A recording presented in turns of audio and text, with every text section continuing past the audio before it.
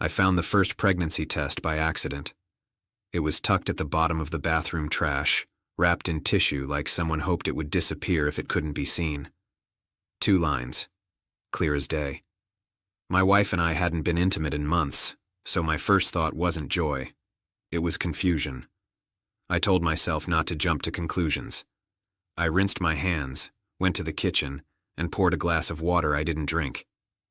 When she came home that evening, I asked her calmly if there was something she wanted to tell me. She froze for half a second. Then she smiled, too quickly. "It's probably nothing," she said. "Stress messes with cycles." I nodded and dropped it. That's what I did best. Drop things. 3 days later, I found the second test. Different brand, different bathroom. This one was hidden in a grocery bag under the sink in the guest room, my adult stepdaughter's bathroom. She was 24, lived with us while finishing grad school, and had her own life. I respected that. I never went into her space.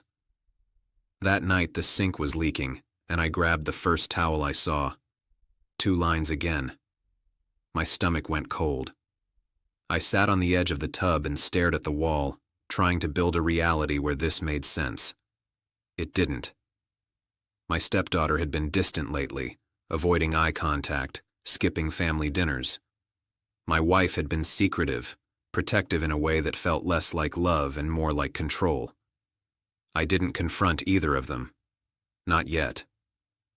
I watched. Patterns emerged fast when I stopped looking away. Late-night walks, the same car idling down the street, a man who never came inside but was always helping with something, packages, rides, errands. I recognized him from neighborhood barbecues. Friendly, helpful, mid-30s, the kind of guy people trusted without thinking, the kind of guy who knew how to slide into the cracks of a family. I hired a private investigator, quiet, professional. I didn't want drama. I wanted facts. The facts came back brutal and clean. My wife had been seeing him for almost a year. My stepdaughter for 6 months. Separate relationships. Separate lies. Same man. The pregnancies overlapped by weeks. When I confronted my wife, she didn't deny it. She cried first. Loud, desperate sobs. Then she got angry. "You weren't there," she said. "You checked out." He listened. I asked her if she knew about my stepdaughter. She went pale. "What?" That was the moment I realized the truth was worse than betrayal. It was chaos disguised as secrets. When I spoke to my stepdaughter, she shook so hard she couldn't sit down. "I didn't know about Mom," she whispered. "He said he was single. He said—" Her voice broke. "Please don't hate me." I didn't. I hated him. And I hated the way my wife had dragged a young woman, her own daughter, into a mess she should have protected her from. The man denied nothing when I met him. He leaned back, smug, and said, "Adults make choices." So did I. The revenge wasn't loud. It was thorough. First, I filed for divorce. Infidelity clause. Evidence airtight. Assets protected. My lawyer moved fast. Second, I separated the narratives. I told my stepdaughter the truth, all of it, with documents. I made it clear she had my support, but not my silence. She deserved agency, not cover-ups.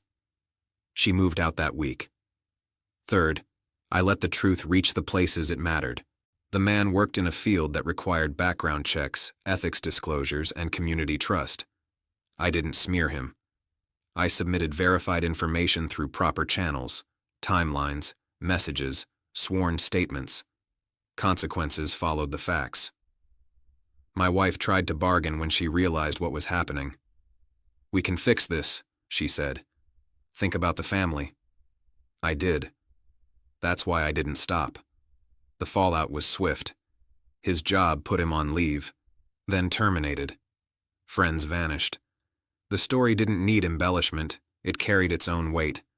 My wife's social circle collapsed under the strain of explanations she couldn't give without telling the truth.